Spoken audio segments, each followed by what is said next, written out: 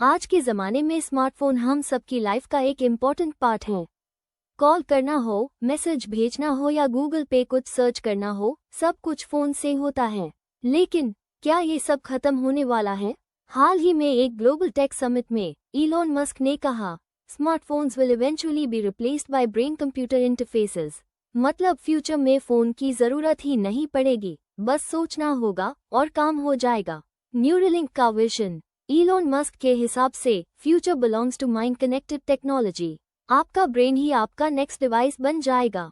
सोचो, आज अगर किसी को मैसेज भेजना हो तो फोन उठाओ, व्हाट्सएप खोलो, कॉन्टैक्ट ढूंढो, टाइप करो, सेंड करो। पर न्यूरलिंक के थ्रू सिर्फ सोचोगे और मैसेज चला जाएगा। कितना टाइम बचेगा, प्रोडक्टिविटी भी बढ़ेगी। क्या ये पॉसिबल है?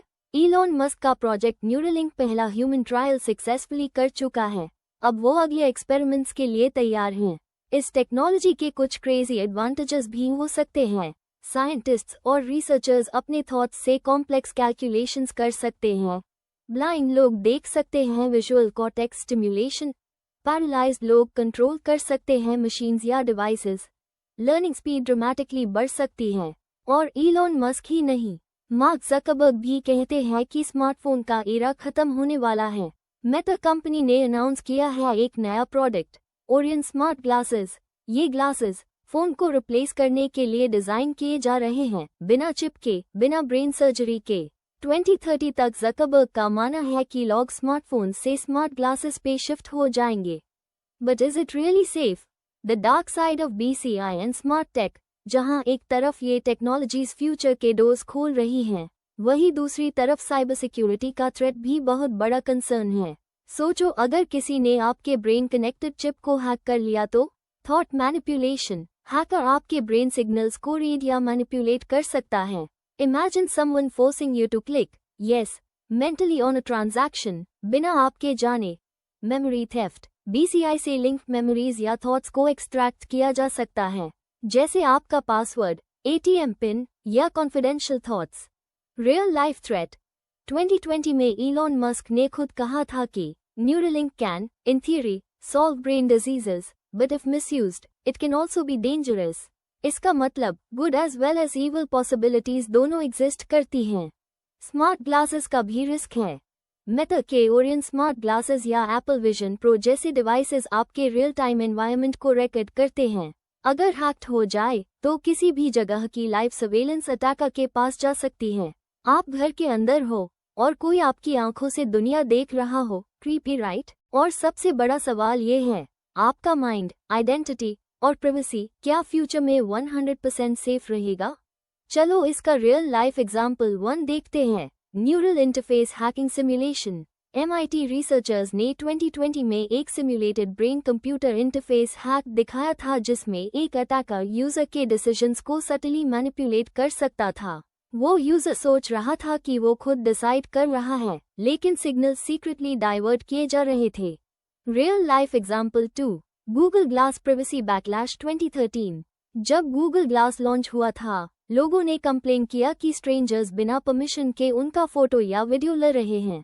Result: glass was banned in bars, casinos, even some public spaces. सोचो, अगर AR ग्लासेस और पावरफुल हो गए तो सर्वेलेंस का लेवल भी स्कैरी हो सकता है। Real life example 3, Pegasus spyware 2016 से 2021 तक। स्मार्टफोन्स तक भी सेफ नहीं रहे। पेगासस स्पाईवेयर ने 40+ कंट्रीज के जर्नलिस्ट्स, एक्टिविस्ट्स और पॉलिटिशियंस के फोन्स को साइलेंटली हैक किया, बिना किसी क्लिक के। इमेजिन अगर यही कंट्रोल किसी के ब्रेन चिप पे होता। Example 4, pacemaker hack threat 2017। US FDA ने 2017 में वार्निंग दी थी कि कुछ पेसमेकर्स जो हार्ट रिदम कंट्रोल करते हैं वल्नरेबल हैं। रिसर्चर्स ने प्रूफ ऑफ कॉन्सेप्ट दिखाया, हैकर डिवाइस के सिग्नल्स को ऑल्टर करके पेशेंट की हार्ट बीट डेंजरस लेवल तक चेंज कर सकता है। सोचो, अगर इसी तरह किसी का ब्रेन चिप हैक हो जाए, life-saving device instantly becomes life-threatening. अगर BCI या implants हैक हो गए तो आइडेंटिटी चोरी हो सकती है, थॉट्स मैनिपुलेट किए जा सकते हैं, फिजिकल कंट्रोल किसी और के हाथ जा सकता है और ट्रेस करना ऑलमोस्ट इम्पॉसिबल होगा। चलिए देखें इस पे डॉक्टर्स और साइंटिस्ट्स क्या कहते हैं। जब इलॉन मस्क और बड़े tech giants brain connected devices और स्मार्ट वेयरेबल्स का फ्यूचर डिजाइन कर रहे हैं, तब मेडिकल एक्सपर्ट्स और न्यूरोसाइंटिस्ट्स कुछ सीरियस कंसर्न्स रेज कर रहे हैं। 1. Doctor Miguel Nicolas, neuroscientist, Duke University. Brain कोई कंप्यूटर नहीं है। आप सिंपली यूएसबी जैसे प्लग करके यूज नहीं चला सकते। उनका मानना है कि ब्रेन कंप्यूटर इंटरफेस बीसीआई का कॉन्सेप्ट ह्यूमन ब्रेन को बहुत ओवर सिंप्लीफाई करता है। सोचना और सिग्नल्स लेना उतना स्ट्रेट फॉरवर्ड नहीं है जितना टेक कंपनीज दिखाते हैं। 2. डॉक्टर टियोडोरो फोचडागी, न्यूरोसर्जन। ब्रेन में इम्प्लांट लगाते वक्त अगर जरा सा भी गलती हो जाए तो परमानेंट डैमेज हो सकता है, मेमोरी लॉस, सीजर्स या इमोशनल इम्बैलेंस। डॉक्टर्स का कहना है कि कमर्शियल ब्रेन इम्प्लांट्स सिर्फ प्रॉब्लम सॉल्व नहीं करेंगे बल्कि नए मेंटल हेल्थ रिस्क्स भी क्रिएट कर सकते हैं। 3. Doctor Nita Farahany, bioethicist, Duke University.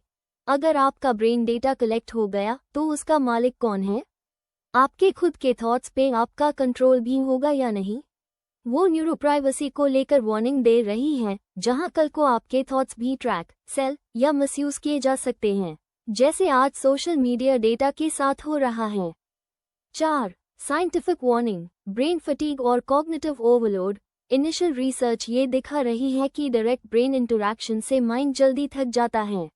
Brain को 24/7 एक कंप्यूटर की तरह ऑन रहने के लिए डिजाइन नहीं किया गया है। डॉक्टर्स को डर है कि बीसीआई का लॉन्ग टर्म यूज लीड कर सकता है anxiety, sleep disorders, burnout. Doctors और साइंटिस्ट इनोवेशन के खिलाफ नहीं है, लेकिन उनका कहना है कि और ज्यादा क्लिनिकल ट्रायल्स होने चाहिए, स्ट्रॉन्ग एथिकल रूल्स बनने चाहिए, मेंटल हेल्थ और प्राइवेसी को प्रायोरिटी मिलनी चाहिए पहले, फिर कमर्शियल यूज को। What does the army think about this? जब आम लोग और डॉक्टर्स सेफ्टी और एथिक्स पर बात कर रहे हैं, तो मिलिट्री ऑलरेडी प्लान कर रही है नेक्स्ट जनरेशन वॉरफेयर के लिए ब्रेन कनेक्टेड टेक्नोलॉजी के साथ। 1. डरपर, अमेरिका की secret tech agency. DARPA defense advance research projects agency ने ऑलरेडी बीसीआई रिसर्च में मिलियंस ऑफ डॉलर्स इन्वेस्ट किए हैं। उनका मिशन कॉग्निटिव सोल्जर्स बनाना, ऐसे सोल्जर्स जो सिर्फ सोच कर ड्रोन्स, वेपन्स या कंप्यूटर्स कंट्रोल कर सके। 2019 में डरपर ने एक 2-वे ब्रेन इंटरफेस डेवलप किया था जिसमें इंसान सिग्नल्स भेजे और रिसीव दोनों कर सकता था, सिर्फ सोच के थ्रू। ऑब्जेक्टिव ये था कि कॉम्बैट कम्युनिकेशन इतनी फास्ट हो कि ना बोलने की जरूरत हो ना टाइप करने की। 2. आर्मी और स्मार्ट ग्लासेस। अभी सिर्फ सिविलियंस हाई नहीं, मिलिट्री भी स्मार्ट एआर ग्लासेस यूज कर रही है। Real time battlefield data, enemy tracking, GPS overlays और टारगेट आइडेंटिफिकेशन। यूएस आर्मी ने माइक्रोसॉफ्ट के साथ $22 बिलियन का कॉन्ट्रैक्ट साइन किया है 100,000 प्लस कस्टम होलोलेंस हेडसेट्स के लिए। ये है उनका विजन, मिक्स्ड रियलिटी वॉरफेयर, जहां सोल्जर को बैटलफील्ड का रियल टाइम होलोग्राफिक व्यू मिलता है। 3. एथिकल रिस्क्स और डर। लेकिन सभी मिलिट्री एक्सपर्ट्स इस टेक्नोलॉजी को लेकर एक्साइटेड नहीं हैं। कुछ लोग वार्न करते हैं, अगर बीसीआई सोल्जर हैक हो गया तो उसका दिमाग ही उसकी टीम के खिलाफ यूज हो सकता है। फ्यूचर में न्यूरो वॉरफेयर का रिस्क है, जहां एनिमी आपके कंप्यूटर को नहीं, आपको ही हैक कर लेगा। फ्यूचर सोल्जर या तो सबसे पावरफुल वेपन बन सकता है या सबसे बड़ा टारगेट। सिविलियंस प्राइवेसी और फ्रीडम की बात कर रहे हैं, डॉक्टर्स हेल्थ और सेफ्टी की चिंता में हैं, पर आर्मीज तैयारी कर रही है एक ऐसे फ्यूचर की जहां जंग सिर्फ मशीन से नहीं, दिमाग से लड़ी जाएगी। बट वेट, टिम कुक का क्या कहना है? एप्पल के सीईओ टिम कुक का इस फ्यूचरिस्टिक रेस पर एक प्रैक्टिकल और ग्राउंडेड व्यू है। उन्होंने कहा, people don't want to live their whole lives with technology on their face और in their brains. Technology should enrich human life, not consume it. उनका मानना है कि प्राइवेसी, एथिक्स और ह्यूमन कनेक्शन फ्यूचर टेक से भी ज्यादा इम्पोर्टेंट है। इसलिए एप्पल अभी भी smartphones, special computing, Apple Vision Pro और प्राइवेसी फर्स्ट एक्सपीरियंसेस पर फोकस कर रहा है, बिना किसी ब्रेन सर्जरी के।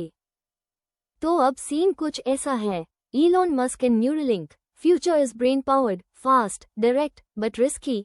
Mark Zuckerberg and Meta, future is wearable AR, easy to adopt but privacy challenging. Tim Cook and Apple, future is human first, slower but safer. Technology बदलेगी, लेकिन सवाल वही रहेगा, कंट्रोल किसके पास है, आपके पास या हैकर्स के? आप क्या सोच रहे हो? क्या आप अपना दिमाग मशीन से जोड़ना चाहोगे या स्मार्टफोन ही ठीक है? अगर आपको ये वीडियो अच्छी लगी तो लाइक करें, शेयर करें, नीचे कमेंट में बताएं कि आपको क्या लगता है, स्मार्टफोन का एंड होगा या नहीं। और हमारे चैनल को सब्सक्राइब करना मत भूलिए ऐसे और भी इंटरेस्टिंग वीडियोस के लिए।